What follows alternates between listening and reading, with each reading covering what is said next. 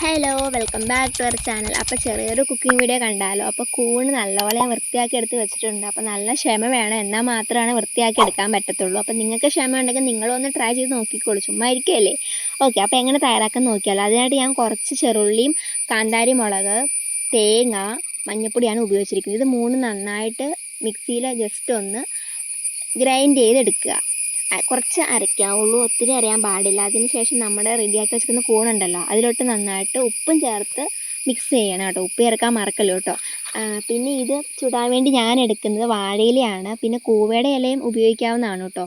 ഒരു 2-3 ലെയർ പൊതിഞ്ഞതിന് ശേഷം നല്ല കനലുള്ള തീക്കനലിൽ വെച്ചാണ് നമ്മളിത് ചുട്ട് എടുക്കാൻ പോകുന്നത്. കനലില്ലെങ്കിൽ വേവത്തില്ല, നല്ല കറക്റ്റായിട്ടുള്ള വേവ് കിട്ടത്തില്ല. പിന്നെ കൂണിൽ ഓൾറെഡി വെള്ളം ഉണ്ടല്ലോ, അപ്പോൾ നല്ലപോലെ വേവണം, പറ്റണം, തോർന്നിരിക്കുന്നത് നല്ലപോലെ കനൽ വേണം.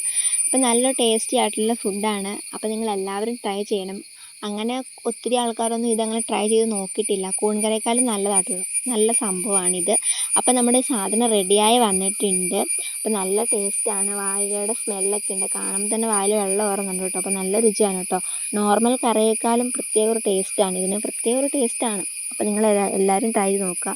അപ്പോൾ ഞാൻ കുറച്ച് എടുത്തിട്ടുണ്ട്. ഞാനപ്പോൾ ചോറിൻ്റെ കൂടെ ജസ്റ്റ് ഒന്ന് കഴിച്ച് നോക്കാമെന്ന് വിചാരിച്ചു. നല്ല ടേസ്റ്റാണ് കേട്ടോ.